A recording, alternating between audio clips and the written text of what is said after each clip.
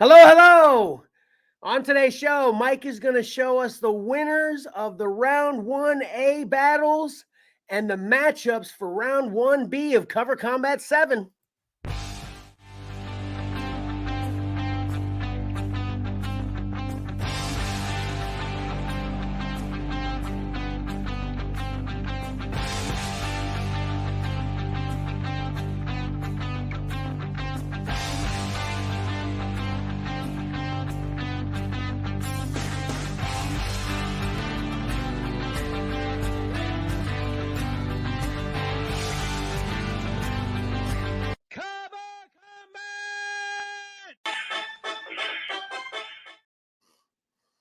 Welcome to your favorite comic art loving, battle simulating comic book show, Cover Combat 7 by Xcellar Comics.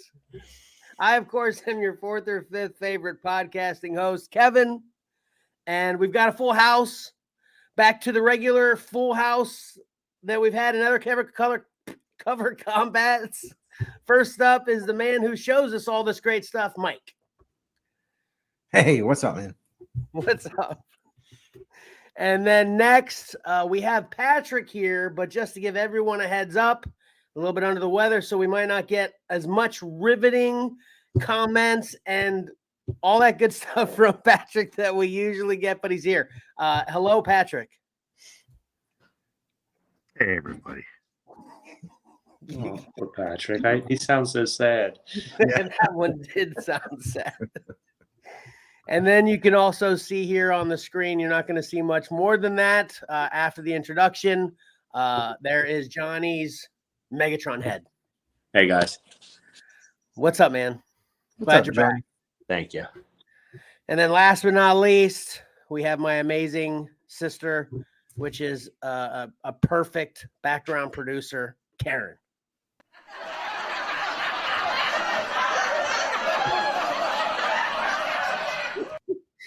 Oh man, that's a lot. Mike, you're up on the screen now. Ah, cool. Hey, Johnny, I wanted to ask you this first. Did you get a chance to dissect all of round 1A already? I saw you voted, of course, but did you just vote through the post on Facebook, or did you get a chance to watch the whole show? Oh no, every time I watch the show first, unless I'm on it, I guess. But yeah, I watched the show first. It was really interesting. Yeah, that's not at all what I expected. Yeah. Some of it may be a little bit more of what I expect. I didn't expect the old stuff.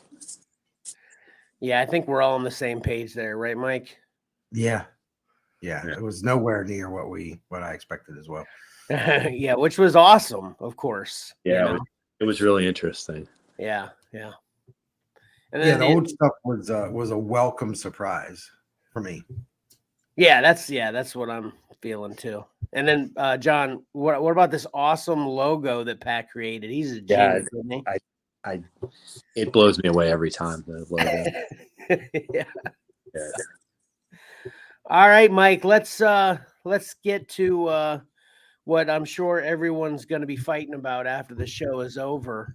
But the winners of round 1A, which, first of all, I want to say one thing, that we got more participation in voting than ever before, which was definitely one of the goals of viewer submission. So mission accomplished so far, right, Mike?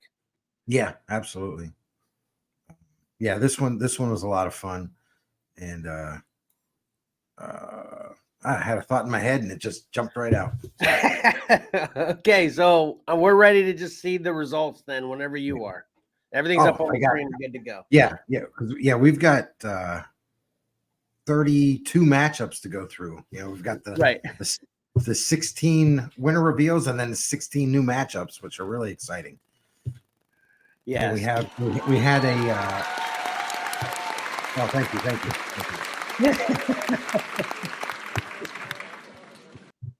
We had something happen in this round coming up that we haven't had happen at all, I think. Oh, wow. That's exciting. Okay. Yeah. And we'll get it out of the way early here, but not yet. Let's go with our first matchup. Amazing Spider-Man 313 from Todd McFarlane versus Spawn 330 Carlo Barberi. The winner had 60% of the vote.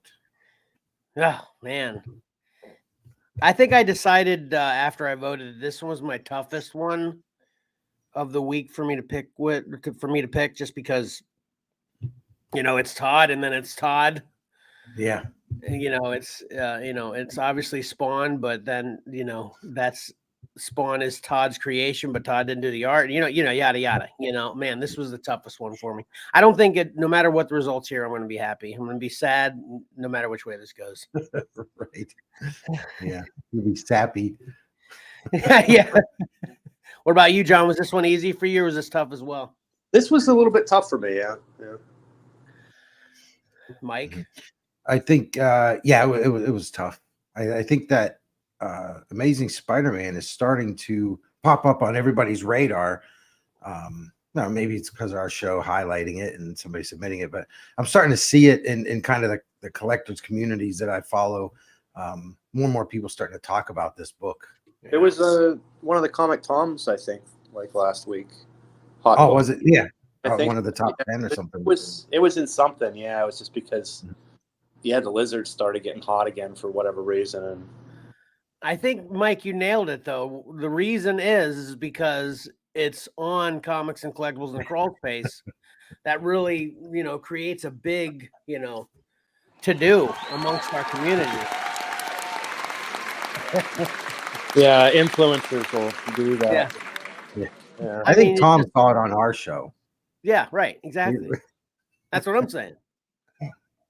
All right. Let's get to the winner then. With 60%, we have Spawn 330. Nice. Oh, look at that flashy graphic. Yeah. Hopefully that doesn't drive anyone crazy because it doesn't stop. It just No, I think it's cool. Nice job, Mike. Love the tweaks. Love the tweak. Yeah. Hey, Patrick. Sorry. What were we saying? I try to bring something new. Yeah. Patrick, I just wanted to chime in and say, I don't want to call on you in case you don't have anything to say or if you aren't whatever, how you're feeling or whatever. So basically just interrupt if you want to say something and then we'll get back to you. That sound fair, Pat? Yeah. Okay. All right, cool. All right, cool. Like I said, I'm happy and sad at the same time. Sappy. I think that's a new term, we're going to use. So good job, Spawn. Yep. All right. Next up. Amazing Spider-Man 104 from Gil Kane versus Mighty Morphin Power Rangers Teenage Mutant Ninja Turtles 5 from Dolly. All right. So the winner here, this is the first. The winner here had 96% of the vote. Oh, yeah? So, yeah, to break, for mathematicians, the losing cover had 1 vote. Oh, geez. And it was the person that submitted it. Yeah. Yeah. I'm waiting for someone to not even vote for their own and it getting 0. Yeah, I mean they're both great covers though. So obviously I think we probably already know who that is, but yeah, what you got? Who's the winner here? We'll get right to it. And I'm really happy about this. Amazing Spider-Man 104 from Gil Kane. Nice. Not a slight to the other one. But like Patrick had mentioned last week, it's good to see Gil Kane getting some representation in the cover combat arena.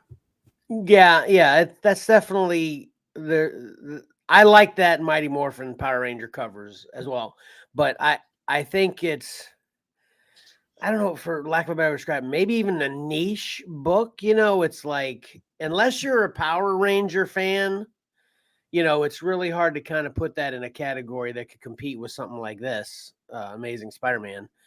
And then, it's just a matchup thing too. This is an amazing Spider-Man cover, right, Pat, or right, Johnny? Yep. Yeah. Aptly titled.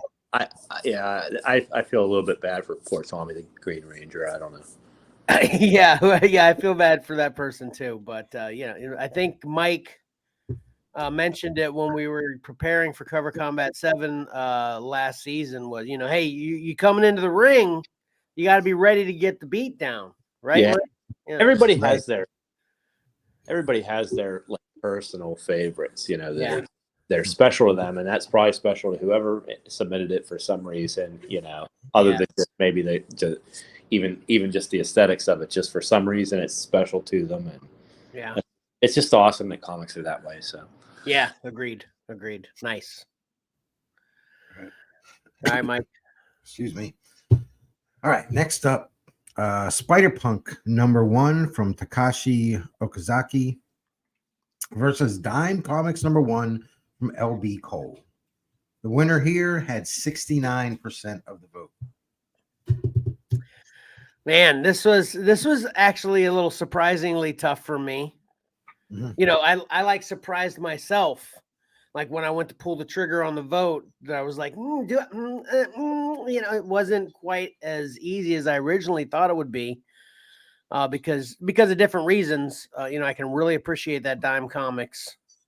What say you, John? Was this easy for you, or were you kind of feeling the nostalgia of that Dime Comics and the classic nature of this whole thing? What say you? This one was really hard for me. Okay, gotcha. It probably would surprise you, I guess, with what I voted for. I don't know. I surprised myself.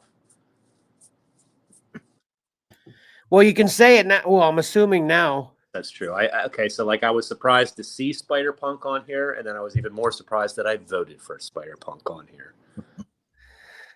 Nice. Okay.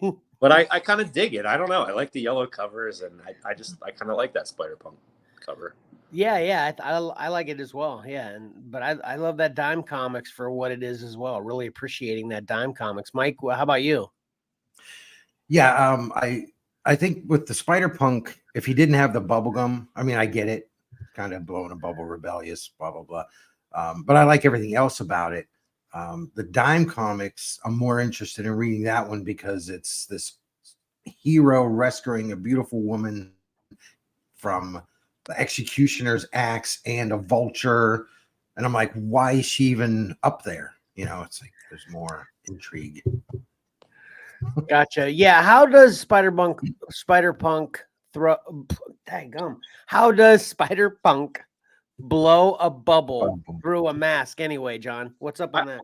I figured he had his mask pulled up a little bit. You can't see it because the bubble's blocking it. Oh, nice. Yeah, but let's say you have you chew bubble gum all the time.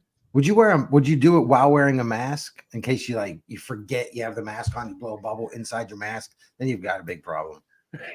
Not buying it. I don't know. I'm a grown up. I don't blow bubbles so much with my gum anymore, so. Yeah.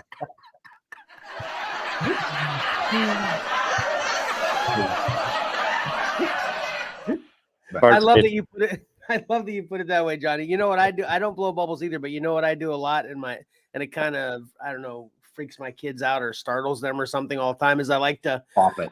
do that cracking with the bubble with the gum in my mouth with, yeah. See, I'm a grown up. I don't wear masks. I don't wear silk masks. A couple years ago, everybody was doing it though, Mike. Guilty. Let's not even go there. Let's not even go. All right. Anyway. Yeah. I mean, I do like the Spider-Punk cover. I think it's fantastic. All right. Just picking on it a little bit, especially the shoe. I mean, it's an odd thing to focus on. Oh, it is right there in your face. Right. But it's kind of great. All right. So the winner, what's that? I was just saying, yeah, they're both great. Yeah. The winner was 69% of the vote. Nice. Spider-Punk #1. I have a question. Hold on. I just want to say this. I think I might have said nice over your who won, Mike. You want to restate that for the listeners? Spider-Punk #1. Yeah. I have a question about those two. All right, John, go ahead. And it's a trivia question. I should have looked up before and known the answer, but I didn't. Were those the newest and the oldest comics in this contest? Oh, that's a great question, Mike. No. And I can answer that easily because there are 2 books in this round that are newer that came out Wednesday. Oh, really? Really? Yeah, it was the You mean maybe round 1B? Something you haven't shown yet? one of them's in round 1B. The other one is in this one. The Agent actually came out this week. I'll point it out again when we get to it. Okay. All right. Well, Came out this week or comes out next week. That's crazy. All right. Yep. But as far as oldest, it's hard to tell because we had this Dime Comics, we had the Cisco Kid, Yeah. A couple others. But yeah, it's Two Fisted Tales. I think that was more recent.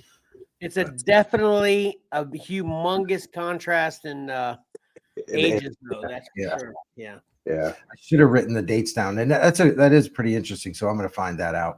I also wonder if it's just the biggest gap in ages that we've ever had.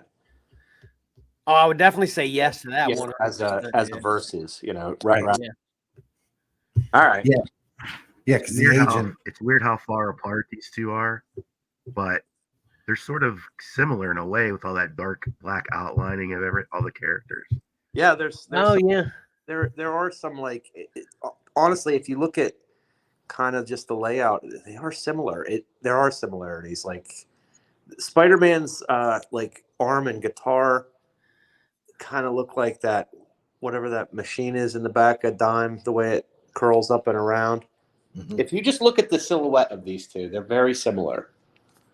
Yeah. Yeah. That's pretty cool. Yeah. It's wild, yeah. Yeah, that's that's a hangman's noose. Oh, a noose or whatever. Okay. Yeah, well, she's got the noose around her neck, and Hawk is, I guess, trying to cut the rope or something. That's pretty cool. See how it's like the guitar and the arm. Yeah. Yep. That's a hawk. I said a vulture or an eagle or something. Well, it might be a vulture. I don't know. It's tough to tell. I was thinking the vulture was perching up there because she was going to die, but actually, you're right. I think he's trying to cut the rope. Vulture is, it's part of the heroes. It's like the hero's sidekick. That's even cooler than before. I want to change my vote. Yeah. All right. So that was the winner there. Awesome. All right. Our next matchup, World's Finest 23 from Dick Dillon versus Joker Uncovered #1, Lee Bermejo. The winner had 56% of the vote. This is close. This one's real close. Really? Oh, geez, man. I had a lot of repulsive reactions to the Joker one because it's just so creepy. Well done, Lee Bermejo. Yeah. What'd you think of this one, John? Yeah, I might surprise you again. I went modern on this as well. I really like that Joker. Yeah, me too. Yeah. I actually don't remember which way I voted because this was another tough one. This was another close one for me, at least. I don't know if it was that tough, but yeah, it was tough since I can't remember. It must have been tough. It was, I like both of these a lot for different, big different reasons. Yeah. Yeah. Yep. Yeah, it's hard to say on if people didn't vote for the Joker because it's a fantastic piece of artwork, but it is just so creepy. It's like can't bring yourself to vote for it. That's true. Yeah. All kinds of different reasons as we go along with Cover Combat, we learn that people vote and don't vote for things. But so with 56% of the vote, we've got the Joker Uncovered #1. Nice. Coming back for more votes.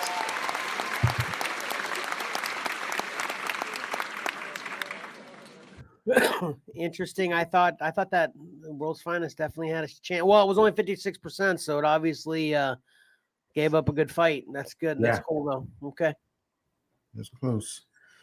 Got to get one of these old schools in there sometime here. I know. All right. Batgirls #1 from Alex Garner versus The Walking Dead #1 10th anniversary issue from Tony Moore. Oh man. And the winner here, 58% of the vote. So still close. Yeah, I'm repeating myself every time by saying this, but I'm going to say it. I mean, these are just tough for completely different reasons. It's not they're just not look. I can't remember a matchup yet in 1A at least that I looked at each cover in the same way. You know what I mean? They're like they force you to see them differently because of what they are. Does that make any sense to you, John? What you know? Maybe you can say what I'm thinking better than I'm saying it. No, I can't. You said it. That's the greatest answer ever. Are you feeling what I'm saying though? You know what I mean though? Yeah. Yeah. It's like you got this cartoony art, classic art from Walking Dead, which is obviously a huge book. But I mean, it's inarguable in my opinion, regardless of what you think of digital art like this with Batgirls. That Batgirl's a beautiful book. I mean, just straight up, right, Mike? Yeah, I've seen better. Well, of course you have, but it's beautiful is the point, right? Yeah, I'm just not. It's good. I'm not a fan of it. I know, but you'd probably frame this and put it in your bathroom at your house. That's all I'm saying, right? I wouldn't. You know, an idea I had. And I never did this. I had a big, huge book of outhouses. I wanted to frame an outhouse and put it in my bathroom. So that's what my line of thinking. So sorry. That's classic Mike artistic style there, though. That's why I can totally appreciate that. Picture of an old bathroom in the bathroom. Right. Yeah, because then it makes sense to people. They don't come out and say, "Why do you got Batgirl framed in your bathroom?" That makes no sense. Right. But I mean, this isn't tough for me because I actually love the Walking Dead cover. I love Tony Moore's artwork. I think this cover has become classic as well. It's been homaged so many times. Yeah. You know, so it's just recognizable. Yeah. So this was an easy vote for me. It was The Walking Dead all day. It wasn't for me. I literally can't remember who I voted for. It was so close for me. Yeah. Emily actually skipped this one, did the rest, and then came back to it because she couldn't decide. Okay, so see, me and Emily. You know, it is. There are people that it was a hard decision. Then, of course, there's ones like me. It was very easy. I think Patrick also said this was very easy. He's a Tony Moore fan. Yeah. I'll speak for him since he doesn't have to. Yeah, Patrick likes Tony Moore. Well, and also I think Patrick has issues with this digital medium as far as covers is concerned. You know, not in general, but some thoughts, which is just another reason to put Walking Dead over the edge. Yeah. Yep. All right. So what did I say here? 58% of the vote went to the winner. Yeah. And the winner is Batgirls #1. What's wrong with you people? That's what I'm saying. Very gravelly Pat finally comments. Yeah. R.I.P. Walking Dead. Was that the first time Walking Dead's made an appearance? Yeah. Yeah. Yep. Yeah. Too bad. That's, it's rough. Cover Combat is not a safe place for covers. They go down. They just keep going down. Yeah. This stepping all over people's dreams and like, oh, you like this? Lose. The way I took it. Yep. All right. Next up, Batman 15 from Jack Burnley versus Legion of Superheroes #1 from Keith Giffen. Here we go. The winner here, 62% of the vote. Oh, that's a little surprising. Yep. Yeah. So here's the 10 center from what is this, 15? So we're looking at the 40s to the 80s. Yeah. Yeah, I think that was 84, that Legion. Man, another tough one for me for different reasons, man. I've never seen that Batman cover before this show, but man, I love that cover and stuff we talked about too with it made me love it even more. What say you on this one, John? I just want to. We're talking about the gap in between the years, and just to make you feel old, the gap's only like 40 years there. You know, the gap between one of those 80s comics and now is also 40 years. Right. Yeah, I love both of these. They the Legion brings back sort of because it's the 80s. I love 80s and it's 80s DC. So obviously that, but that Batman's so cool. Yeah. So it's just so cool. It's so cool that Batman's using a great big gun and just probably killing a whole bunch of people. And Right. I've been sitting there with a smile on his face. I just love it. Yes. Yeah. I actually saw a Threw post. out the rules to kill some Nazis. He threw out his regular rule. Yes. Which I'm glad you mentioned that because I mentioned that in round 1A, which you weren't able to be in. But doesn't it seem crazy that the last cover combat was 80s DC with how much 80s DC or around that time frame we've got in this cover combat? Yeah, I think you influenced the masses to love 80s DC more with your choice for cover combat 6 theme, Johnny. I felt like it was the masses saying, "You guys did this wrong. You missed my favorite." Ah, okay, gotcha. Yeah. Yeah. All right, Mike. What All you right. got? The winner with 62% is Johnny's new Batman favorite, Batman 15. Nice.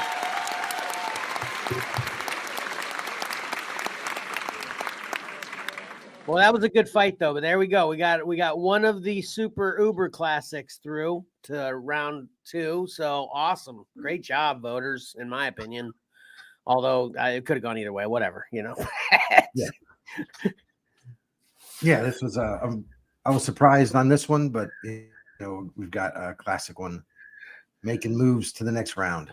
Nice. All right. We keep talking this one up for how cool and fun it is too. It might even, who knows? Yeah, that's true. Yeah. All right.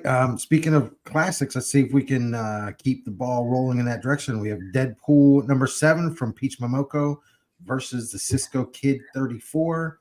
And there was some discussion on the artist on the Facebook or the YouTube video from last week. Nothing was really, I didn't do any further research than reading what was stated. So we'll just leave it right there. I don't have the artist. Wait, no, come on. There was, can you mention the speculations for a couple people though? Well, I don't remember the man's name, but he's associated with the book, but it was possibly the interior art and not the cover. Yeah, who was that though? That's what I said. I don't remember the name. Oh, you said you don't remember the name. Oh, Patrick, do you remember the name? Sorry. Robert Jenny. Robert Jenny. Yeah, gotcha. Yeah. What'd you think of these? The suspected cover artist who has credited covers in and around this run is Ernest Nordelli, or Ernest Nordley, sorry. But like I commented, they did not keep track of artists and writers back in these days as much, and they often went uncredited. Well, they most of the time went uncredited. That's crazy. Yeah, Robert Jenny was more of a pen and ink interior artist, and he probably did the interiors on this book. That's crazy. Isn't that crazy, John? Yeah. I mean, here we are appreciating cover art to the max. They're fighting, and people didn't even get credit back then. That's a beautiful cover not to get credit for as well. The more I look at it, the more I like it. It has almost like, if you look at it with his sombrero and just the layout and the colors, it almost looks religious. Mm-hmm. Oh yeah, it does. Yep. Uh-huh. Are you a Peach fan too, John? Not at all. Not even a little bit. Oh, really? Okay. I'm a Peach fan, yeah. The other way. I like some Peach covers. Yeah, I don't like her at all. Yeah, I'm not a fan of this one though. And I don't know why.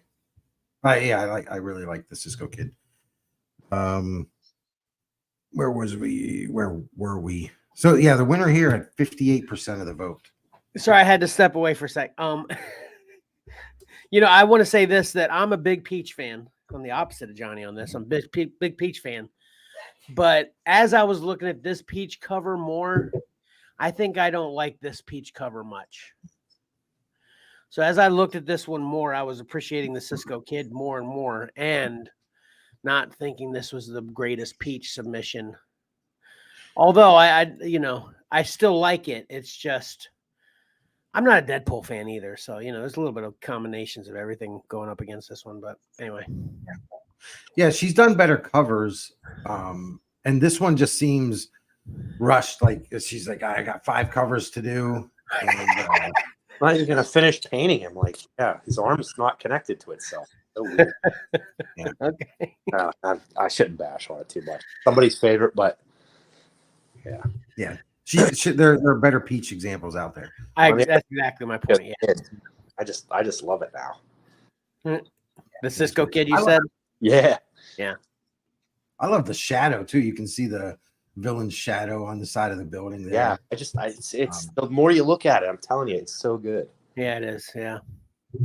All right. All right. Well, let's see if we get to talk about it more in the future. Oh, I'm scared, 58% of the actually. vote. Yeah. The winner is Oh! No. Deadpool 7. Peach Momoko.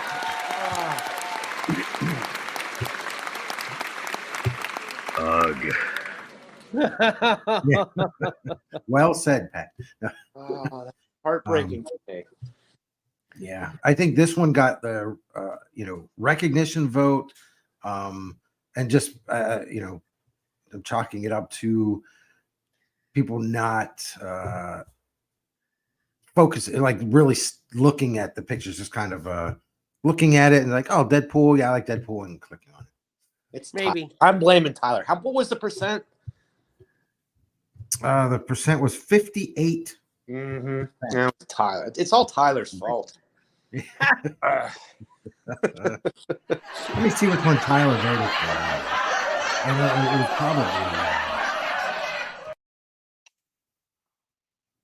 probably Tyler voted for the Cisco Kid. No way. All right. Well, Yep. I take it back. I apologize, Tyler. Yeah, I was surprised when I was surprised when he voted for that because he's such a Deadpool fan. Well, this one was close for me, so I honestly don't remember which one I voted for. So You voted for Deadpool. I'll there you out you right now. You voted for the winner. go. Okay, then yes. Yeah. You want to change your vote now, though, right? After discussing it. Yeah, maybe a little bit, but it's too late now. Anyway. All right. Next up, Juggernaut #1 from Scotty Young versus Night Terrors #1 from Ivan Reese. The winner here, 67% of the vote. I can actually say why I voted for Peach right now. This is because I think I didn't this is what happened. I didn't vote for Peach or Cisco. It was like you said with them. I just skipped over it and I was going to come back to it. As soon as I got to Juggernaut being the next one up, I was like, man, I don't know how I feel with how much I love Scotty Young and Peach about these covers being their submissions for the first time there in Cover Combat. So then I was like, you know what? I got to carry Peach through. So it was totally an artist. Like, I will fully admit right now, which isn't the best thing to admit for Cover Combat, but it really just had to do that it was Peach. It was just I wanted to get Peach through to the next round. Right. That was my ultimate deciding factor, so. Mm-hmm. So anyway, Juggernaut. My thought on Peach is that, and I'm saying this with sincerity, like I'm not saying this to bash anybody or. Okay. I feel like my thought on Peach was always that Comic Tom made Peach, and he tricked everyone into liking her. And someday they'll look back and say, I can't believe, why do I have all these books with these covers? I don't like them. They're not good. But, oh, Comic Tom tricked me. That's what I really think. I don't know. Wow. I don't like her. Like, I don't think she's good. I think that he sort of made her by hyping her up so much. I didn't even know she was a Comic Tom thing. So that isn't what happened with me. That's I guess how I heard about her. Maybe I don't know, but that's sort of what I don't know. I don't get it at all. Like I don't get her art at all. Oh wow. I think when she takes her time, she's got some really great stuff. I'll try to look some things up. Like the Last Ronin #1 has a Momoko variant that I went and I paid a lot of money for. It was a store exclusive. And I love it. It's really good. When she takes her time, I think she's good, but she's, exclusive to Marvel, and she's just doing tons and tons of these books. So I just think limited time, and it's going to be limited quality as well. Yeah, you're brainwashed, Mike. You're brainwashed. Well, I'm completely brainwashed then because I'm still on the other end. I can't. Yeah. I'm saying 95%, in my opinion, of Peach's stuff is good. So I'm completely way over here, So. Look at some of the solicitations for the Nightmare covers from Marvel, the variants that's just like a theme going through these Nightmare variants. And some of them, I'm just like, oh, come on. She's trying to get them all done in one day. Okay. All right. I'll take a look and I'll get back to you. Because she's also doing, I think she's doing an entire book for Marvel as well. Like all the artwork, the writing, everything. What book's that? I don't recall. Okay. I think she's doing Ultimate X-Men. Ultimate X-Men? That's what Pat's saying. She's overworked. Yeah. Too much on her plate. Well, I wasn't planning on getting any Ultimate titles, but now I'm going to get Ultimate X-Men. So thanks for that information, Pat. All right, back to Juggernaut and Night Terrors. What did I say? The winner here had 67% of the vote. Man, this is totally a matchup for me.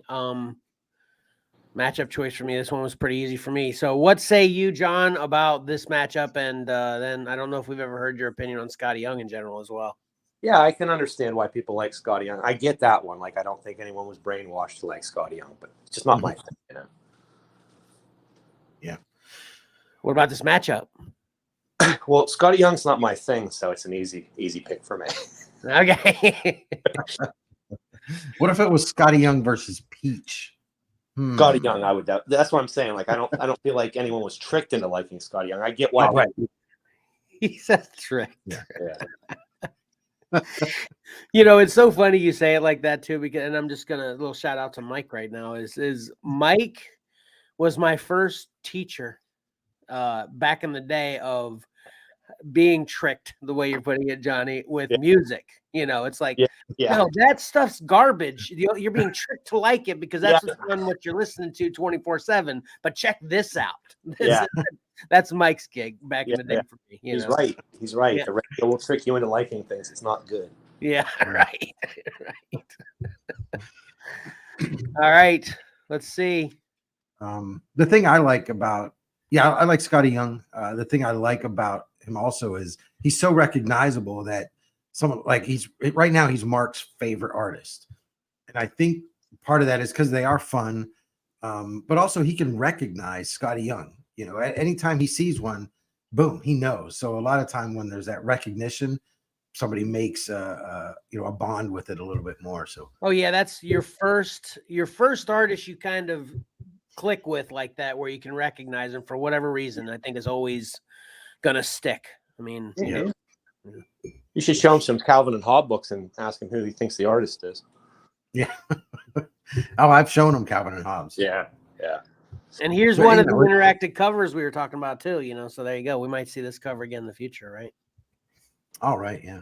Yep. All right, so let's see the winner with 67% of the vote. We have man, hey, come. Scotty Young goes down. I think the word we were looking for was incorporated, is what I said, where it's something incorporated, Kevin. That doesn't feel right. I don't know. Who won, Mike, for the listeners? Night Terrors #1, Ivan Rice. Yep. And that's when you actually look at that one, that's a weird, creepy cover too. That's exactly what I was going to say. There's two reasons I voted for Scotty Young on this one, because I like Scotty Young and that's a fun cover. But then, this one's too creepy for me. I dig it. I like it. I think it looks like it when I first looked at it, I get it's Ivan Reis, and I love Ivan Reis. And I don't know if he's had much on here. Maybe one. I don't know. But I like him a lot. But when I looked at that, I initially thought it was Wills Portacio because it looks like him too, doesn't it, Mike? Oh, yeah. I can see that. Yeah, this is the first Reese cover in Cover Combat. Is it? Yeah. Yeah. I thought maybe he had it in there somewhere, but no. And he just left DC Comics too. Did he? What's he doing? Is he just going crowdfunding? Yeah, I can't remember who is he going with the new I can't remember right now. Yeah, I'm trying to pull who's doing it. I'll have to look it up here. I want to say of Scotty Young covers. I do like that. I do like that Juggernaut. Like, I like yellow covers specifically, and I did like that one. But yeah, just not a huge Scotty Young fan. Yeah, and then Night Terror is a great cover, no doubt about it. That's for sure. But I just thought it was too creepy. That's why it definitely was my biggest reason to go with the Scotty, because I like them both. So anyway, all right. Next match, Adventure Comics 157 from Win Mortimer versus Predator #1 from Scotty Young once again. Man, I don't know whether I've said it this Cover Combat yet, but man, I just love Cover Combat because every time I'm sincere with what I say when I'm like, oh, this is a tough one. This is a tough one for different reasons. But man, this one was a tough one for me again. I'm even actually, had I known that Juggernaut was going to lose, that might have influenced my vote a little bit on this one too. But man, I love both of these for different reasons too. Man, what say you on these, John? This is Scotty Young again. I'm not a huge fan of either one of these, to be honest. And if that Predator one was drawn by somebody else, I probably would have loved it. But yeah, not a big fan. Yeah, this Adventure Comics, I don't like, because I think they could have simply rotated the camera and shown it from the point of view left down on the ground where the gangsters were at, so you could see Lana coming at you. It was just a poor layout, I think. Yeah, I agree. All right, I'm Mike. Mike, what say you on these two? Yeah, I agree with what Patrick just said. I never looked at it that way. That's pretty cool. But I'm a big fan of this Predator cover. I actually bought it just for this. I bought this book for this cover. And it's one of the deals where I like Scotty Young, but I like when Scotty Young adds more than just the character, because none of his books really have backgrounds. So I don't just want a character, floating around on the page, kind of like Patrick's floating heads thing. I like when there's accessories, I guess. Well, I don't even know who Johnny voted when he agreed with Patrick's cover or comments on the Adventure Comics cover. I said I'm not a fan of either one, really. That's so where'd you ultimately land? I voted for Adventure, but sort of reluctantly.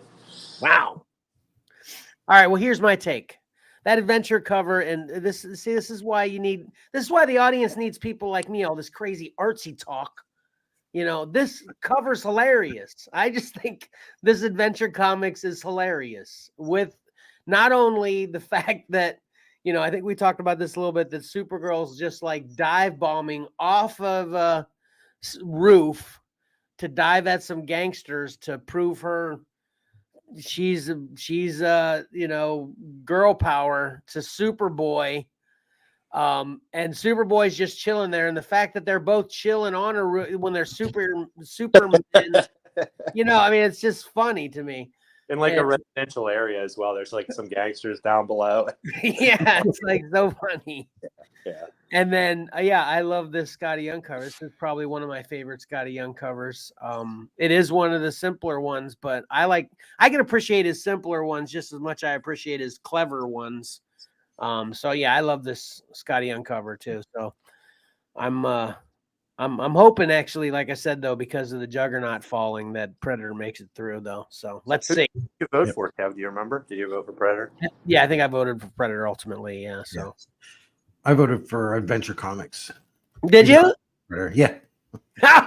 That is so crazy when you're such a, obviously you talked about how much you love this cover, buying it for this cover in particular. Right. That's cool. That's funny. I Who would knows? buy that Adventure Comics if I could find it, and it's probably a little bit out of my price range, I imagine. Yeah. All right. All right, so the winner with 58% of the vote, and moving on. is Oh, Scotty there Young's you Predator. go.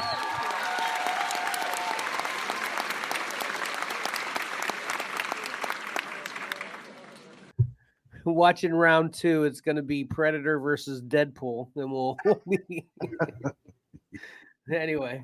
Yep. And Ivan Rice, he left DC to work with Jeff Johns at the new Ghost Machine imprint. Yeah, that makes sense. Yeah.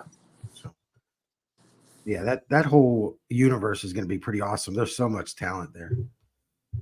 All right, next up, Avengers 97 from Gil Kane versus Spider-Gwen, Gwenverse number 5 from Nicoletta Baldari.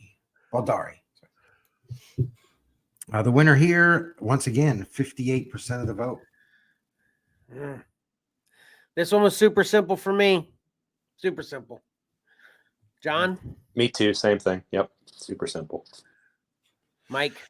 Same. Yeah, I'll be the first one to state why first. Man, this Avengers cover is great. I love when the Avengers had this look to them. And obviously, I shouldn't say obviously, but I did not know it was Gil Kane before Cover Combat, so apparently I'm a fan of his. And this Gwenverse, it's way too artsy for me, and I'm not a big fan of any of the colors on that book. So there's not appealing to me whatsoever. Johnny, which way did you go? Avengers? Yeah, Avengers, easy pick. Yeah. My only problem with that Avengers book is that, man, when they had that black border around, it's hard to find a high grade copy of that sucker. But no, I am a big fan of that Avengers and not a big fan of that Gwenverse. Yeah. Same with you, Mike? Yeah, same with me. It was Avengers all the way for me. And I agree, it's hard to find those black covers, but when you do, man, they look so good. Yes, I agree. But yeah, the Gwenverse just it's the colors. While I don't dislike all the colors, just with no other colors mixed in there. Maybe some more blacks or something. I don't know. Yeah, and I shouldn't say I dislike all the colors too, except I'm not a fan of any color on there practically. So that's gonna make me not be a fan of the cover. I mean, and yeah, it's just too artsy for me on that, But anyway. Yep. Let's see where I lost myself here. Okay, yeah, the winner had 58% of the vote, and it is Spider-Gwen. Hey, go.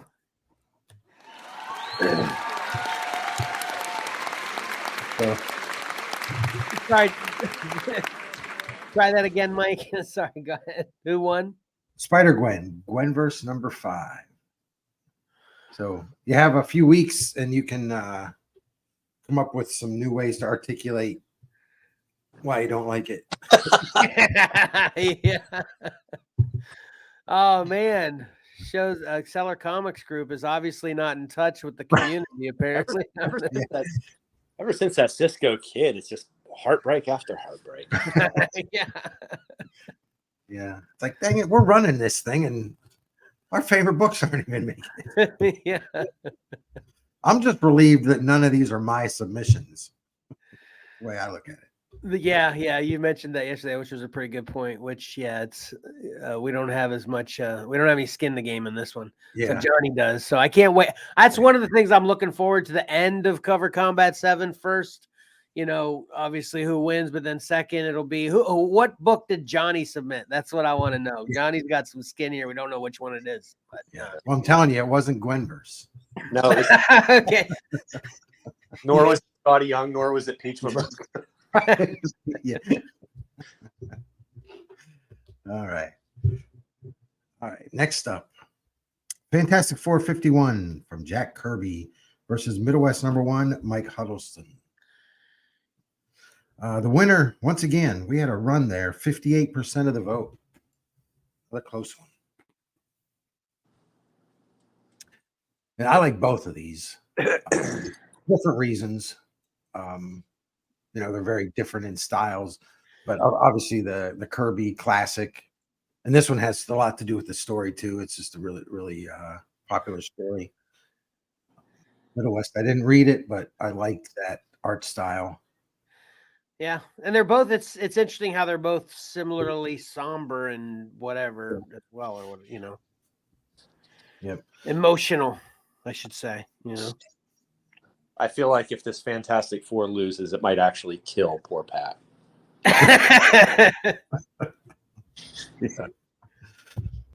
Yeah, and it's funny you say they're both somber. I was talking to Troy about it, and I let him know, these are all randomly matched up. I don't put any thought into it or try to match up similar interesting combinations. It's all random. That way, it just takes all bias out of the equation. Yeah, but it is funny how a lot of times you get stuff like this. Yep. Well, I'm a big fan of that Fantastic Four cover, and I'm pretty sure that's what I voted for. But the more I see this Middle West cover, the more I actually like it. So I don't know how I'm hoping Fantastic Four makes it through. But if Middle West makes it through, it might be something I'll be rooting for more as we move along. So what say you on these, John? Got anything to say about them? I mean, yeah, the Middle West is fine. It's a fine cover. I do like it, but that Fantastic Four is an absolute classic, and I love it. So, Gotcha.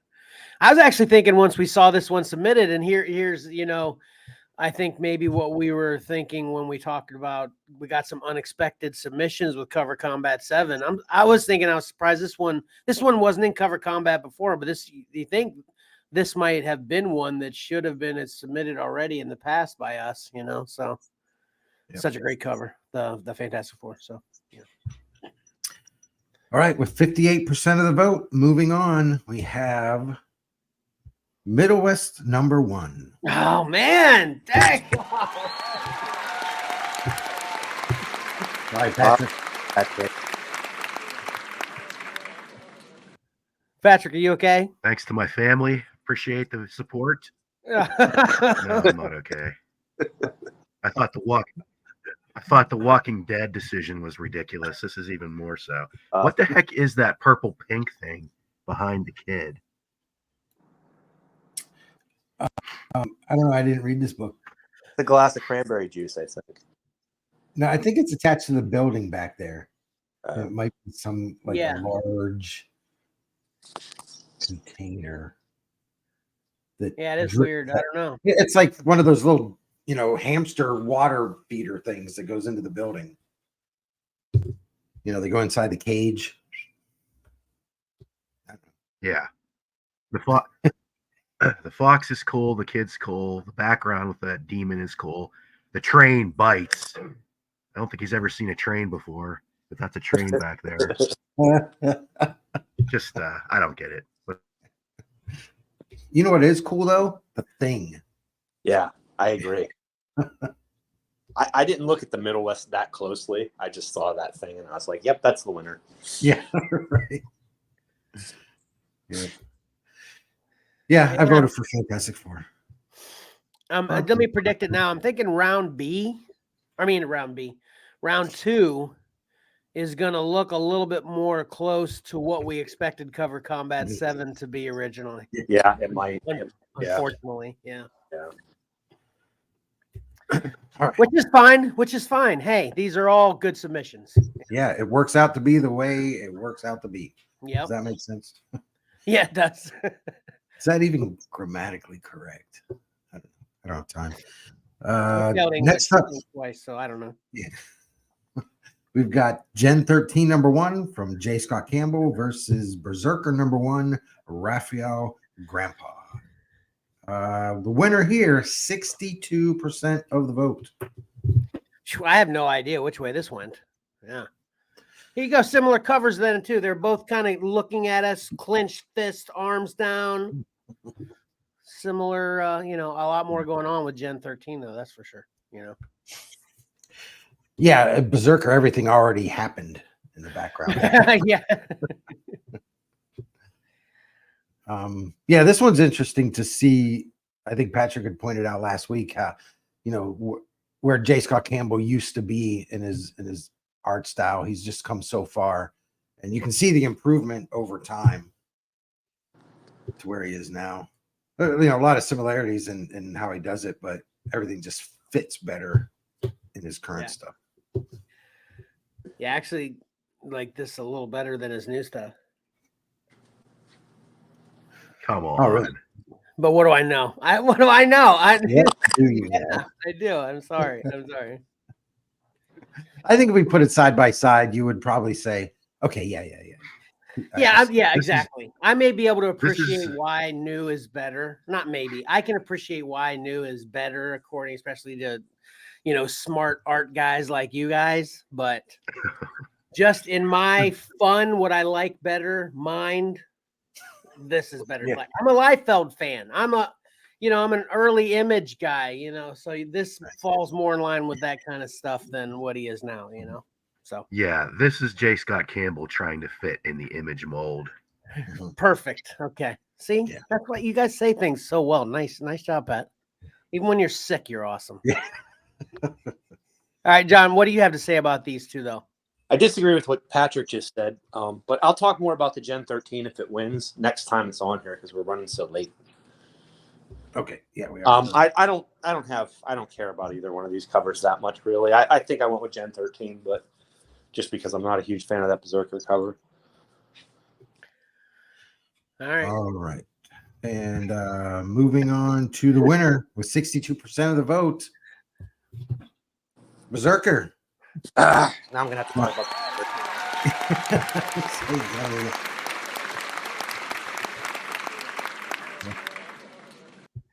That's what I was going to say. Johnny predicted anyway. He's like, I'm not going to say anything about this Gen 13 because it's done after this matchup anyway. So I'll talk about it now if you want to put it back up.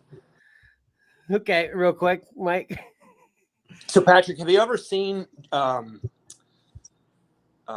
J. Scott Campbell's work like from Nintendo Power?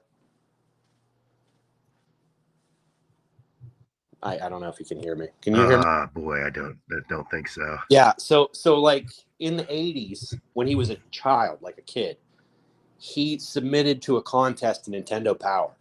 I remember that issue very well because I thought his art was so cool in it. And he was just a kid, and it was like to design a video game, right? And that's like the first J. Scott Campbell work you'll find out there. And just as a contest winner in Nintendo Power. He drew, you could tell, very much influenced by Arthur Adams, in which he did eventually say that was his big influence was Arthur Adams. When he went from sort of this style right here, so that's why I'm saying I don't think he was trying to imitate Image at all. I think this is just how he drew because he was drawing this way before Image.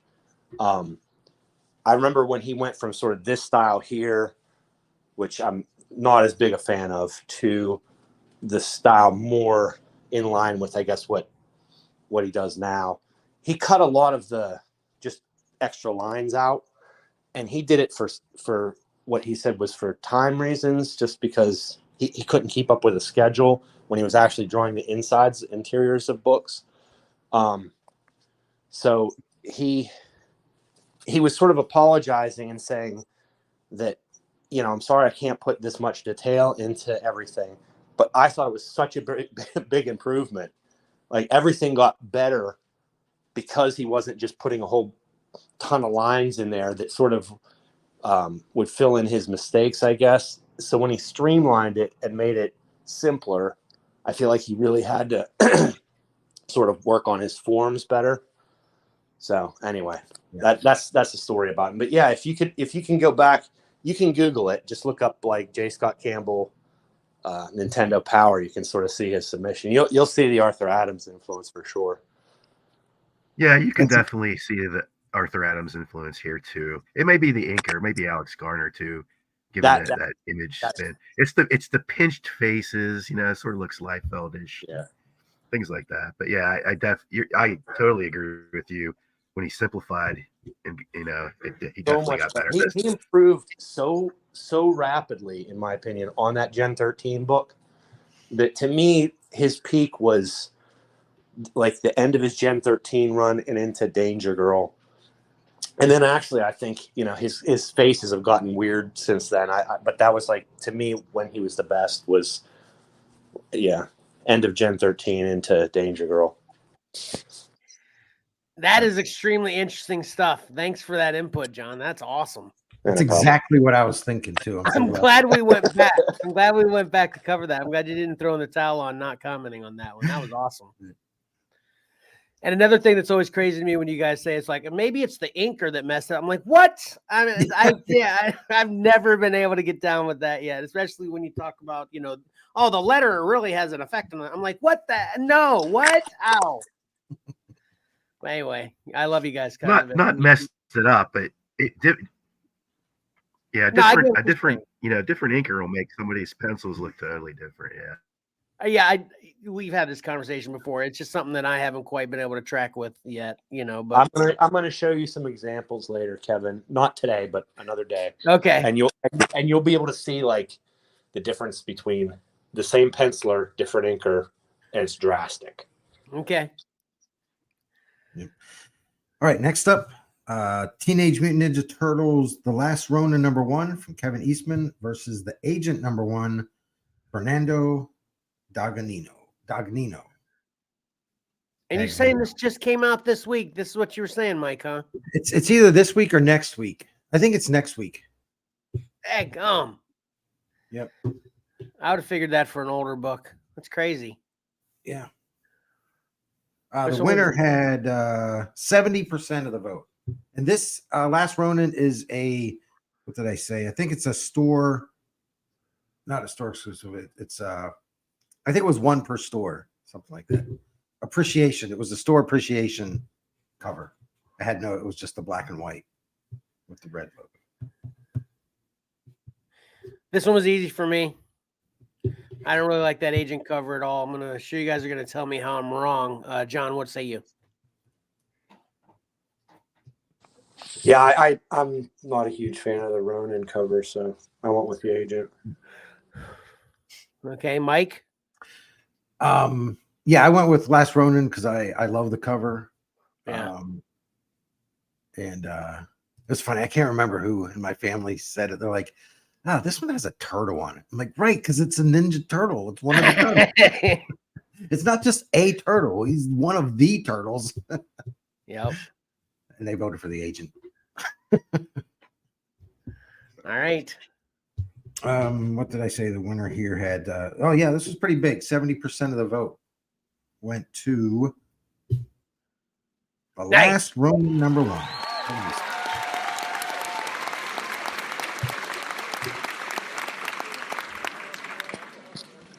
No offense to whoever submitted the Agent. That was obviously on the cusp of popularity now, being a brand new book. I didn't even know that. So, you know, great job with that submission. Yep. Sorry, everybody has to fall sometime except one. So I just think it's hilarious. Like, this is like, I wonder if next week they'll have a new favorite cover of all time. Maybe. Like every week, it's like it just keeps getting better. Right. That's part of the reason we're here. I say that every Cover Combat personally myself. That like all kinds of books. Well, remember back when we were young, like that would really happen. Like every other week, it would be like, "This is my new favorite of all time."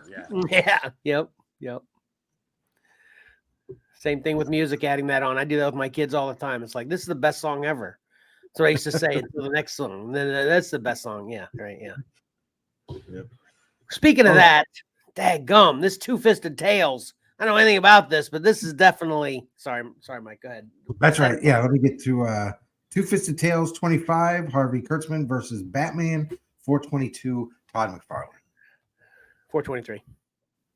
That's it. Yeah, 423. I even have 423. It's even on the screen. It's everywhere.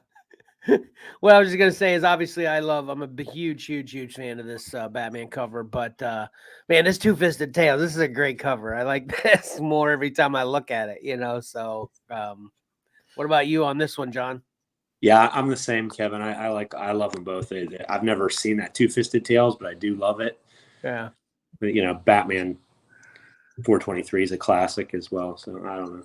Yeah, it's tough. I went with Batman, but I think I'm not even positive, to be honest. I don't remember. Yeah, you went with Batman. Did I? Yeah. Okay. This was a tough one for me. Yeah, I'm pretty much the same. I'm pretty sure I went with Batman 2 ultimately, but it was actually a thinker for a minute because I really appreciate that Two Fisted Tales. So, Mike, what did you say? Who's the artist on Two Fisted Tales again? I'm sorry. Harvey Kurtzman. Harvey Kurtzman. Yep. And another 10 center. Yep. And I voted for Two Fisted Tales. Oh, it's funny. The more I don't have 423 anymore. I obviously I wish I did, and I want it, and I love it.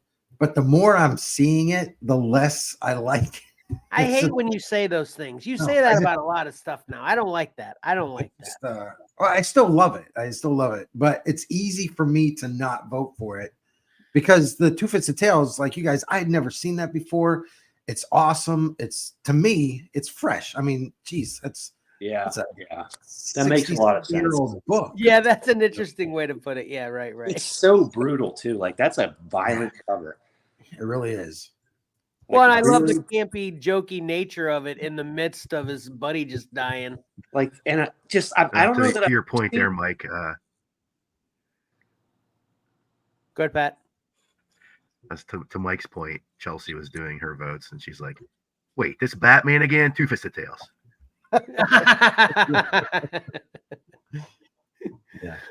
Well, I could definitely see you going with the direction of the point you made way before I would, Mike, because that's who you are. I mean, that's if you, I think it maybe put it like this, that if you feel something is like telling you, you must love me because of blank, it's a classic or whatever reason, you are a resistor of that kind of thing naturally. Goes to what we talked about with music back in the day for us. I mean, it's like, you're not interested in this norms of thinking kind of stuff. You're way, you're ready. You're totally ready to go the, non expected direction, I guess. I don't know, something like that, Yeah. The new thing. Yeah. This Two Fisted Tail is going to pop up everywhere soon. Yeah. It should. Yeah. I don't think I've ever seen like a bullet hole done that way because you wouldn't notice the bullet hole without the smoke, but instead of using blood, they use smoke. That's just so brilliant. Yeah. Yep. So, what did I say? I didn't say the percentage. The winner here had 75% of the vote. So we'll move on to nice Batman 423. Moving on.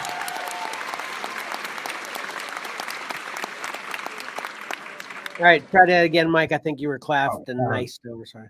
Batman 423 from Todd McFarlane is moving on, breaking my heart because, like we just talked about, Two Fisted Tales 25 was my new favorite cover this week. I'm just, I'm happy this Batman's made it through. I'd love to see this to be a champ to put on our champ wall, that Mike's working on. I can't wait to see when that's finished. I'd love to see this cover on a champ wall. So that's why I'm happy with this one. But if it was Two Fisted Tales, I wouldn't have been brokenhearted by that. It's a great cover. Might see Two Fisted Tales again in the future on a cover combat. Never know. Yep. We're definitely going to see it all over the internet. From if anything else is evident about the past, we are majorly influencing the internet. So we're going to see Two Fisted Tales everywhere, like Mike mentioned.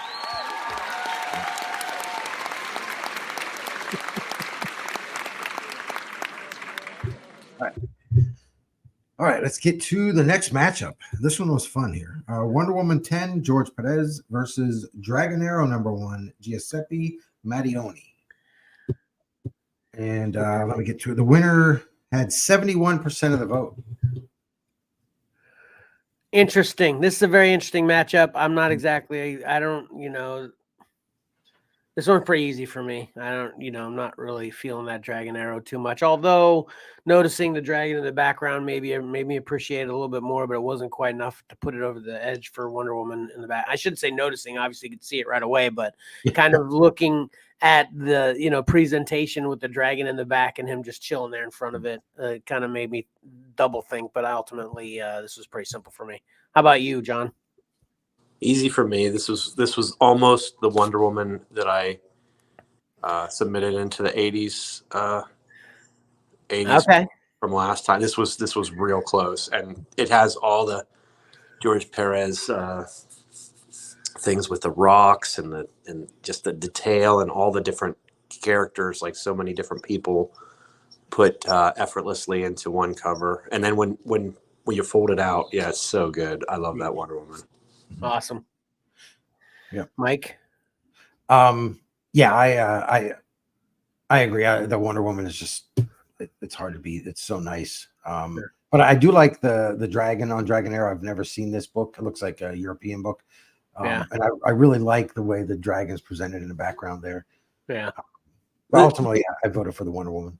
The Dragon Arrow does remind me of what was that? And I can't remember the name of it. It was a video game. Remember from the 80s, like that looked like a cartoon dragon. Oh yeah. Dadgum, what was that one? Dragon's Quest. Is that what it is? Yeah. Doesn't it? It sort of has that cartoony look about it. Yeah, I do like it. Yeah. Just hard to beat George Perez. Yep. Not saying that it won, but let's see. It's 71% of the vote went to the winner, which sorry, which was Wonder Woman #10. Nice. I'm sitting there talking as if I had already revealed it.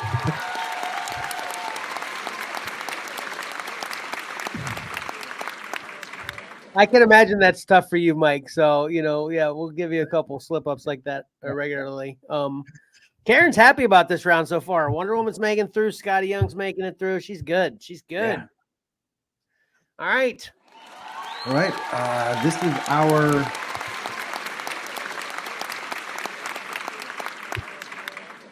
our last matchup of the week. We've got New Teen Titans 20, once again, George Perez versus Spider-Man #1 from Todd McFarlane. The winner here, like last time, 71% of the vote. Man, I am not a Teen Titans aficionado, so a lot of these new Teen Titans books we've been seeing, especially with the last Cover Combat, man, I've never seen them before, and that is awesome. I love that new Teen Titans cover, but guess what? I love that Spider-Man cover. I have a T-shirt of this. I have a poster of this. This is one of my favorites of all time. It would probably be on my top 10 list if I sat down and figured them. So this was tough, but not tough for me. If you get my gist, that new Teen Titans cover is great. This is a bad matchup for my vote on this one. John, I went the other direction. I'm similar to Mike maybe on this one. I get a little bit tired of seeing the same Spider-Man cover over and over again. I love it. I loved it when it came out, but I went with Titans. Fair. Is that the way you lean too, Mike? No, because I break my own rules. I absolutely love this Spider-Man cover. That's funny. That's awesome. I'm so inconsistent on things, but yeah, it's I love it. It's just one of the best non-action Spider-Man poses. Mm-hmm. Yeah. Real quick, Kevin, I feel like this Titans and the Wonder Woman from before, this was what I was talking about when I was saying about people thinking we did it wrong in the 80s DC one. Yeah. Because it was like we had a lot of Titans and we had a lot of Wonder Woman Perez, work. But they were like, yeah, you missed this one. Yeah. Right. Yeah, man. So yeah, you're feeling obviously for a little bit of a different reason than I was saying though, but you're feeling, I love, and you definitely had a big influence with the submissions that was in Cover Combat 7. That's for sure. Yeah. I do like this Titans. You know, I can't take anything away from that. But, Yeah. that's I mean, Spider-Man. Yeah. So the winner with 71% of the vote is Spider-Man #1. Nice. It didn't do that go away and come back in thing. I was confused. No. Nice. Okay. Thank goodness. Okay. Man, lots of Todds making it through to round 2. I know Pat's happy about that. He can't talk. He can't talk. So he don't have anything to say about it, but Yeah. I'll speak for him on that one. Right. All right. Awesome job, Mike. All right. Awesome. So let's we are time crunching here. Well, we know this is our longest round of all cover combats, so I was kind of expecting it a bit. Seemed like you guys might have been a little surprised by it, but yeah, this round 1B is kind of always the longer one. So anyway, All right. So yeah, let's get to it. Oh, Round I'm sorry. 1B. I'm sorry, I took that down. I'm sorry, I just put it back up again. Go ahead, Mike. Oh, okay. Are we good? Yeah, we're good. We're good. Next up, round 1B, and we're going to start off quickly here with. Oh no, these are out of order. Start slowly. No, I'm just kidding. Oh, Just wait. kidding. Just kidding. Oh no, they're not out of order. My papers were out of order. Phew. All right.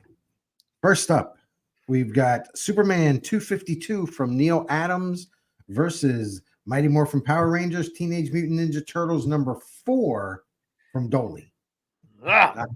So this is, we had talked about the previous one. What was it? Was it the Green Ranger on there or the Orange Ranger? I can't remember. I don't know.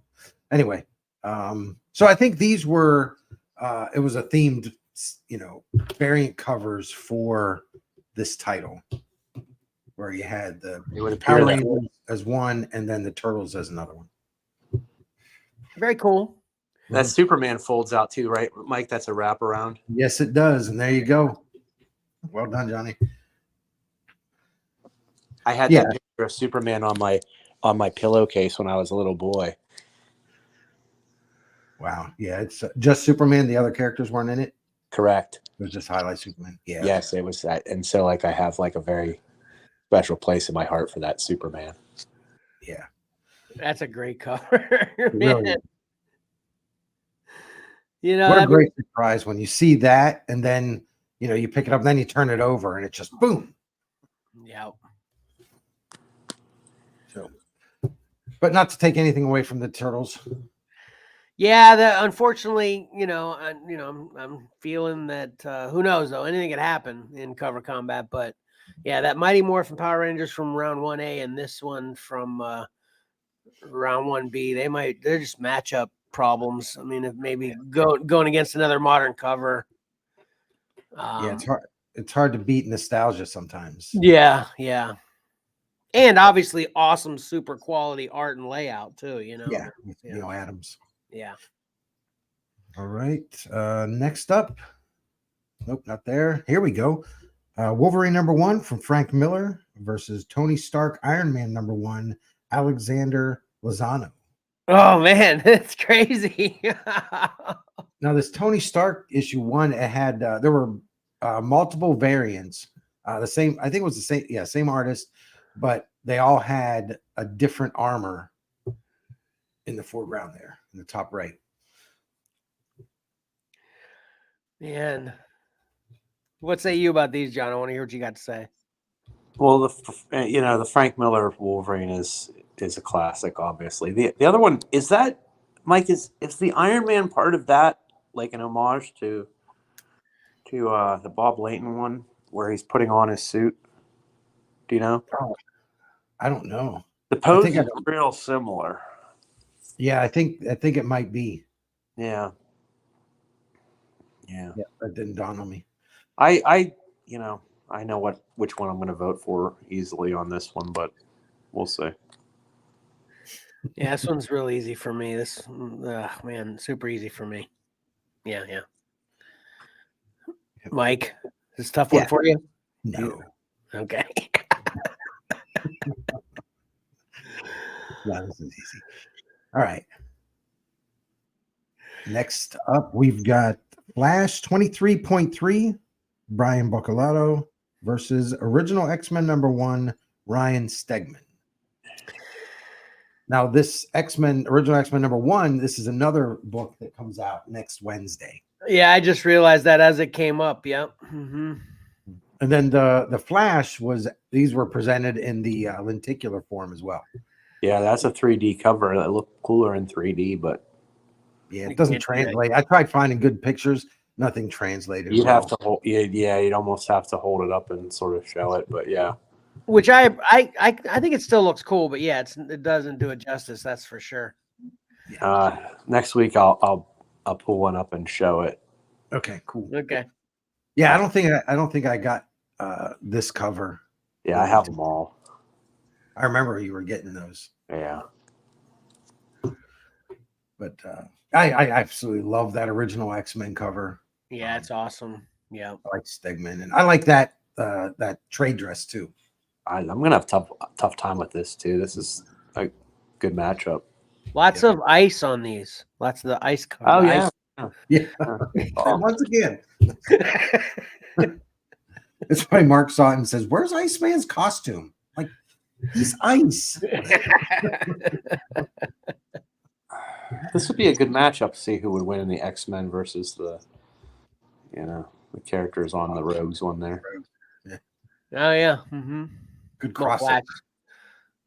I don't know if we'll ever have DC Marvel crossovers again. No, I doubt it. I'm not doubting it. Anything's possible. Anything's possible, that's for sure. Yeah.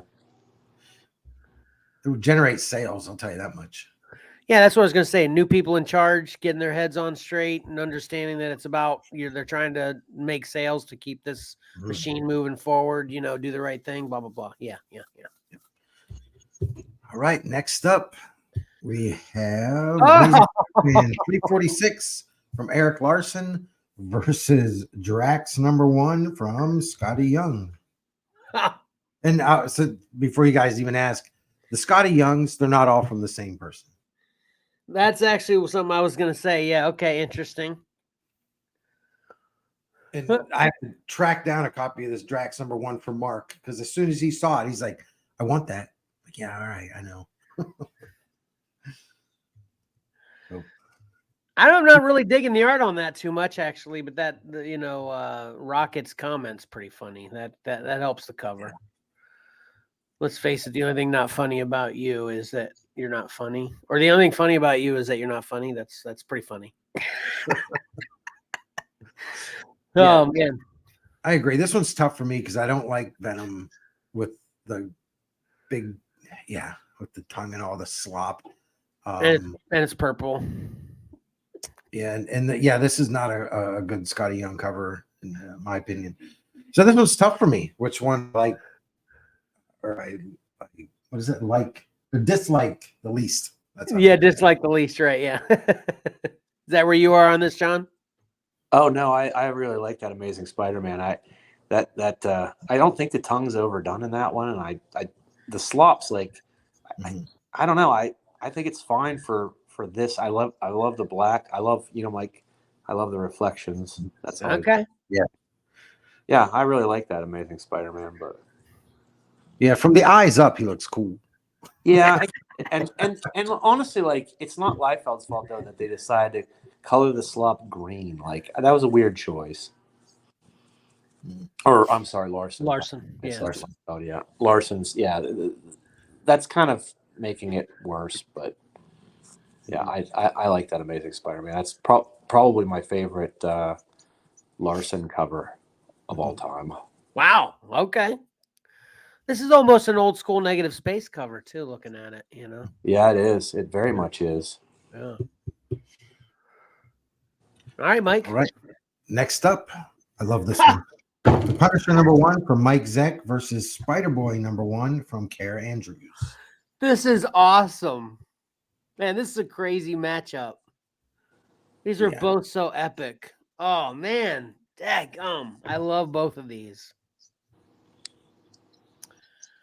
So do I. Yeah, this one's going to be really hard for me because I do like them both. Yeah. John, what are you feeling about Spider-Boy? I mean, obviously Punisher too. I'm assuming you love that, but I'm gonna have to look at it closer up when we're not on, I guess. okay. Man, Right. that Punisher cover is great. I mean, that's actually something I'm kind of currently focused on, is getting the original. This is Punisher Volume 1, essentially, obviously, so, I really want to, I don't have this run anymore. I really want to replace that. It's one of the very few old school things I'm kind of focused on that I can afford, that isn't crazy priced yet, so, or isn't, I shouldn't say yet, but isn't crazy price that I'm kind of focused on getting right now. I love this. I love that run. So. All right.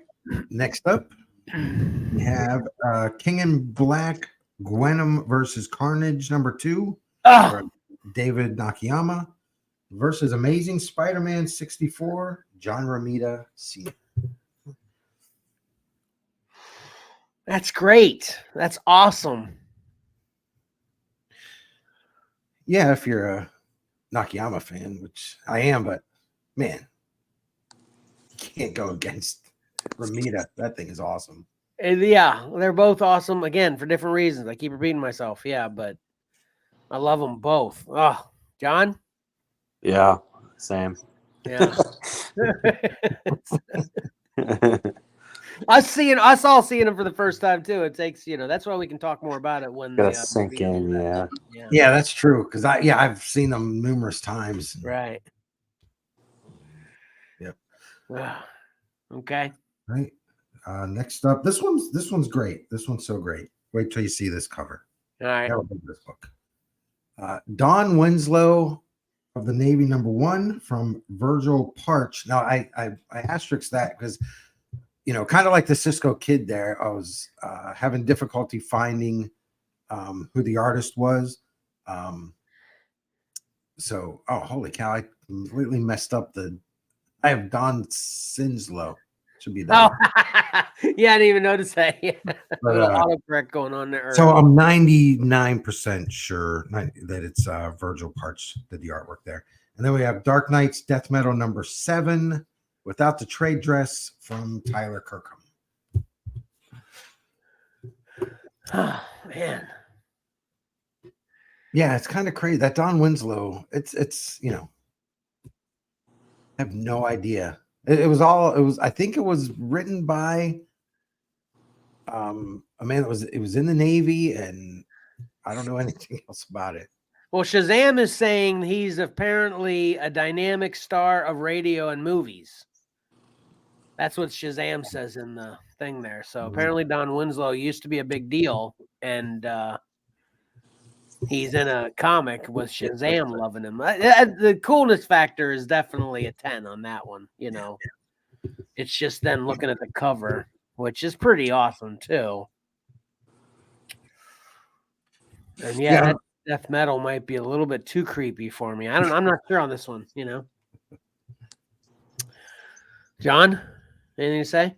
Yeah, I didn't really like death metal, and I love the nostalgia of the Don Winslow there. Okay, all right. That one. Mike? Yeah, I like just like Johnny said. I do like Tyler Kirkham's artwork. It's really creepy. Yeah. But also the nostalgia and kind of the simplicity of the Don Winslow is attractive as well. So yeah. Man, it seems like a crazy book to find for cover cop. Like, what process did whoever submitted for this get back to a 10-cent Don Winslow of the Navy book? Right. We're in the Navy. I love it though. I love it. That's one of the reasons. Again, I love cover It's an comics. obscure book for sure. Yeah. All right, next up we have Extreme X-Men #2 from Peach Momoko versus X-Men 33, Andy Kubert.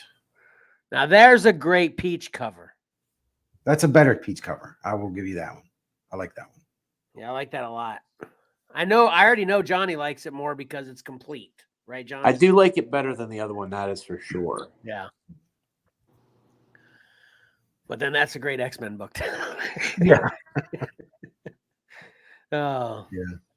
We know how Patrick feels about Batman and gargoyles. What about Gambit near gargoyles? and here we got an X-Men matchup too. Both X-Men books. Interesting stuff. That looks like one of the gargoyles on Notre Dame, I think. Yeah. They're obviously at Notre Dame. Yeah. But so, yeah, that's a great matchup. Yeah, good matchup on that one. That's tough. Yeah, that's tough just because they're similar, great. Yeah, everything. X-Men, everything. Yep. Good matchup. Yeah. Next up. Oh man, I love this one. Oh man, jeez. Teenage Mutant Ninja Turtles Volume 1. So I think this is a trade paperback from Kevin Eastman versus Superior Spider-Man #1, Scotty Young. This is a hard one for me. Man, jeez. And you say who had submitted all these Scotty Youngs is not the same people, either, not the same person either. There's multiple people doing it, huh? Correct. That's awesome. Yep. Same with the Turtles. Same with the Turtles. All the Turtles books. These are different. Kevin Eastman, different people are putting them in. Mm-hmm. Yep. Well, you could say right here that this Scotty Young cover might not exist if it weren't for the popularity of TMNT and Eastman and putting this, childlike, adulty story. I don't know how to say words again, but you know what I mean? Like Was Scotty Young influenced by? Yeah, I bet you a dime to a dollar he probably was, like this classic. I always say kitty, but what's the word you always correct me with, Mike? I think it's not like kitty. It's like, man. I don't know. Anyway, the fact that TMNT is popular with how they are that kind of book has kind of paved the way for people to love Scotty Young kind of childlike covers and stuff too, in my opinion. It's like, I think Johnny might have hit it more Calvin and Hobbes like. Okay. And Turtles. Yeah. I think that's a pretty good yeah comparison too. That's true. Yeah. This this one's probably pretty easy for me though. You too, John? Yeah, maybe. I don't know. No, I don't know. John, I put John on the spot and he's like, I don't know which one of these I like least. Yeah, that's about it, really. I'm not a Scotty Young or Kevin Eastman, so I don't know. Right. Mike? Yeah, it's I have to think on this one. I do. Yeah. All right. Moving on. Oh, this one's great. Captain Britain #8 from Alan Davis. And this is, I think that's the European or the English magazine size Captain Britain books. Versus Wolverine #1 from Volume 7, Miko Cyan. Yeah, gum. Never seen that book before. Yep. I think that's, look at the bottom corner. I used to have it written down. That's like a Chicago Comic Con. Chicago Comic Expo. Yeah. Exclusive. So this one, this one's easy for me. I have to read. Yeah, this one's pretty easy for me too, but I need to read that book to see if that cover makes sense for Wolverine. I mean, why is he wide-eyed and, vampire-y, I think it's just some people drew him vampire-y. That's the way Silvestri drew him. But the white eyes completely white. He usually always had white eyes. Yeah, I don't think there's that. I think that's just a variant cover for it. Has nothing to do with the book. Because I think it's on volume. Is he on volume 7 right now? He had white eyes in the original one with the McFarlane one. He had white eyes. Why are those white eyes looking so funky for me then? Because it's kind of, maybe it's painted as a painting. Yeah, maybe it's because it's more. Yeah. Yeah, Wolverine. This is the current Wolverine run. Why is Wolverine wearing winter gloves? Holy cow! Look at that. Yeah. All right. Because maybe he's fighting him in the snow. We don't know. We don't know. That's what I'm saying. You need the context of the book. I He's don't know. Canadian. He's going to have winter gloves. It's just a variant. It doesn't have anything to do with the interior of the book. It's just an homage to 340. Yeah. Yep.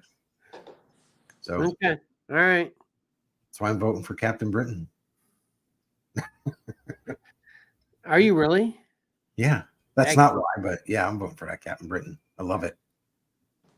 All right. Yeah, I think that's what it is. I'm looking at a lot of Wolverine images now, and yeah, I would say 95% of them are just white eyes. But I think, yeah, it's because, first of all, they're kind of round too. This cover gives you the impression that the white eyes are like protruding, as opposed to all the other covers I'm looking with the white eyes. It's just you can't see his eyes behind the whiteness of the mask, But this is like, that's at least how I'm looking at it. But you guys are probably right with just saying it's digital or whatever, or painted or whatever, Looks funky.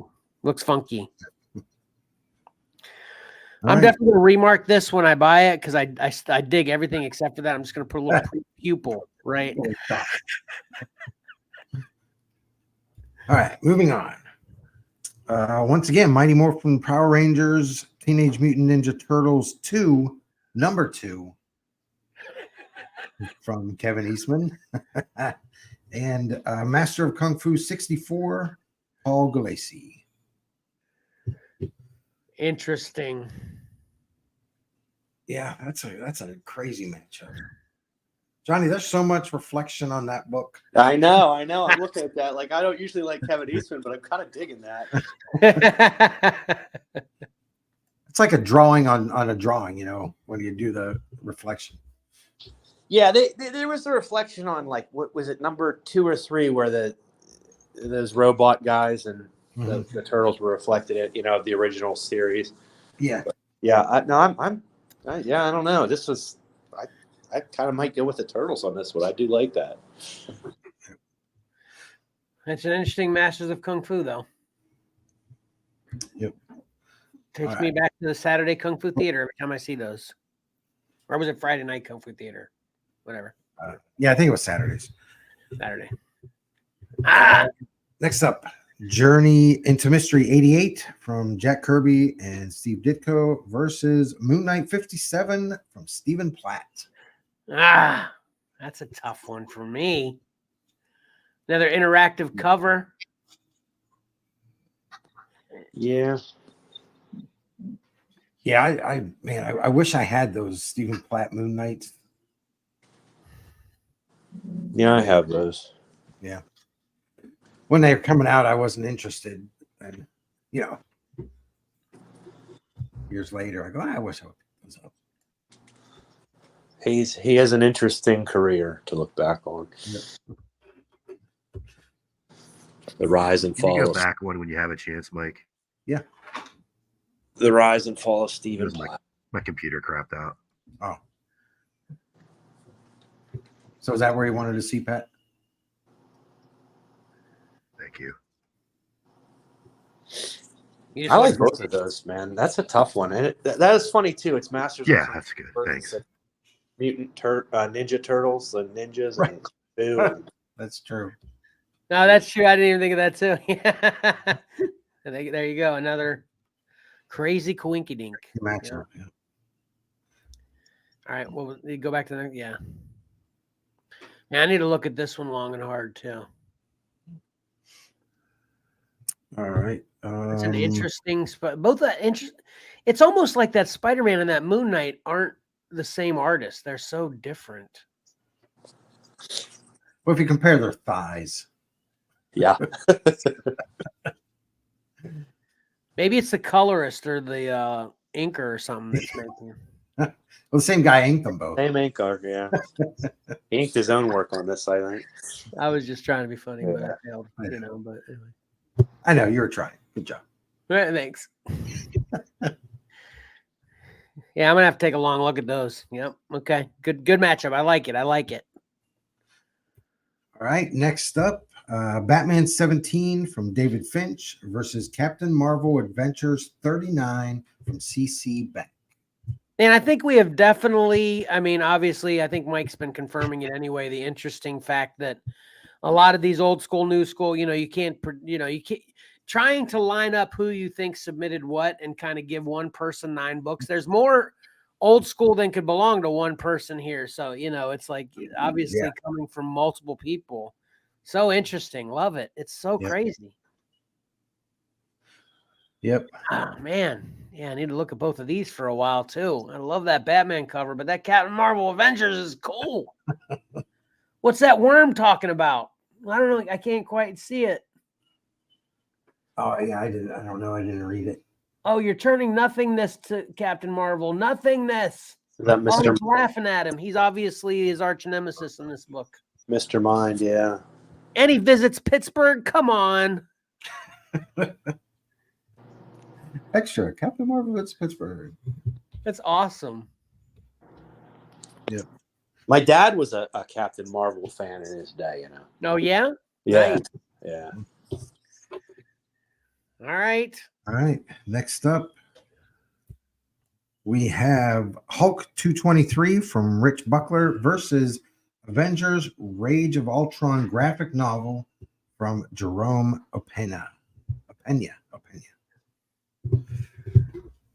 Ah, man.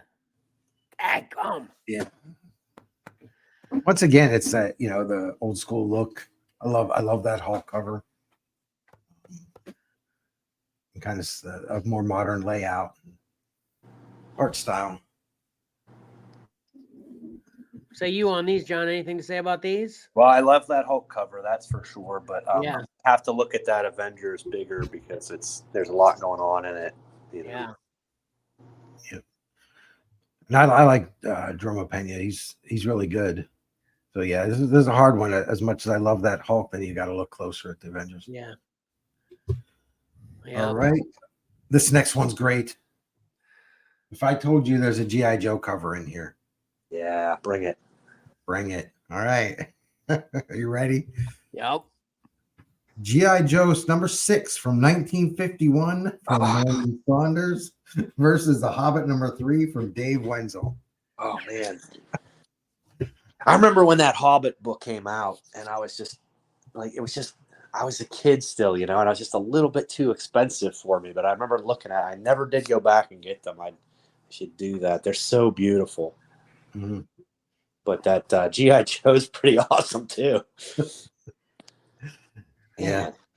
I mean, they're going for the puppy factor here. I mean, come on. Saving a puppy can't be more heroic than that. Oh, man, these are so good. I'm going to have to give this one a good think, too. Yeah. Yeah. Do you guys remember that Hobbit book, dude? Did you ever look at it? Yeah. So beautiful. They are. They're awesome. Yeah. Definitely. Yep.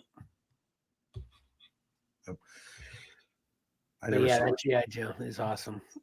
Mm-hmm. Yeah, well, it's the painted covers back then. Uh-huh. All right. And this is our last matchup. So after we've seen them all, Daredevil, this is the Mark Waid Omnibus by Paulo Rivera versus Amazing Spider-Man 7. Once again, John Romita Sr.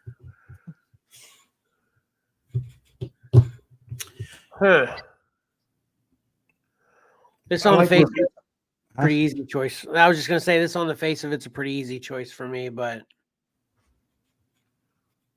I need to look at that Daredevil book closer. Yeah, I like the Daredevil. I like Rivera's stuff, but once again, it's hard for me to go against the Romita Spider-Man. You think the staff across his eyes is an intentional placement, John? Yeah, I think probably. Yeah. Well, I mean, obviously he drew it, so yeah. I mean, yeah, but it must mean something. I can't see what's in the background of that Daredevil, so I'm gonna have to give that one a closer look as well. Yeah, that's what I'm saying too. Yeah. It's a lot of words. When he was drawing the book, That's how he visually interpreted what Daredevil was seeing by sort of writing the words inside the shapes of objects. Ah, interesting. Yeah, now I see the shapes. Thanks, Patrick. I didn't notice those. Yep. Yeah, I'm gonna have to study that one more. But and the Amazing Spider-Man is just a classic, right? Yeah. Yep. Yeah, I mean, wasn't that in one of the movies? Didn't they? Was it the first one? I don't know. But it's awesome. That's awesome. So that's it. We have now seen every submission.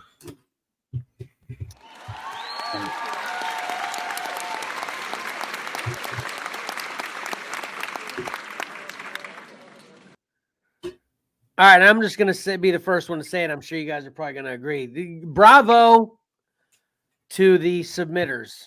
Those are some great submissions. Kind of covers the entire gambit of what could be possible, in my opinion.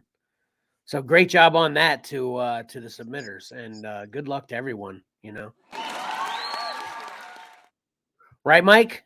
Yeah, I agree. It kind of opened my eyes to more possibilities and future Cover Combat themes. It's got me looking for some of those books. It's I think it's great, and it's putting some older books to the forefront here. Yeah. So it's not just that they're older; they're more obscure. Like there's stuff that I've never seen before, and I've been in this hobby for an awful long time. Yeah. That's what's amazing about it. Yeah, absolutely. And that's, so that's right. And I'm feeling kind of empty because we've seen them all already. I'm feeling empty already because we've seen them all now. That's when, and I know our lives have times constraints, and that's what you guys were commenting about, how it's running long or whatever. But that's why I'm like, round 1B, I'm in. We get to see the first losers. We get to see, or winners, I should say, and we get to see the next round 1B is my favorite of all the Cover Combat shows. So I'm fine with it lasting a couple hours, but only if our lives can handle it, of course. But I'm obviously in that position more than you guys are today. So unless you had anything else you wanted to say, we about ready to close this out then, I guess. Yeah. Just hop on over to the Facebook page and vote for round 1B. Vote for your favorites. Yeah. On that note, Johnny, did you have anything else? Nope. Good. On that note, that's what I was going to say for the way I've got this set this up, the way Mike just said that. Please vote on this round of Cover Combat starting now until this Friday at 7:30 p.m. Eastern Standard Time. You can comment your vote here or go over to Xcellar Comics on Facebook to vote on the Cover Combat post that is there. And you can vote on each matchup individually on that Facebook post. Like, subscribe, and hit that bell to get notified for everything we post. We would also love to see all of your thoughts, questions, and suggestions commented below. Watch Cover Combat 7 viewer submissions round 2 next Monday, December 25th at 8 p.m. Eastern Standard Time. That's obviously Christmas Day. And yes, that's when it will drop, because obviously we will be filming it before Christmas Day because we won't be working Christmas Day.